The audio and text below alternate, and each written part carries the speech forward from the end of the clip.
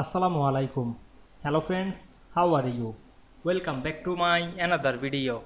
In this video, I am going to show you how to delete the first line within a cell in Microsoft Excel. Let's get started. At first, you have to open your Excel workbook.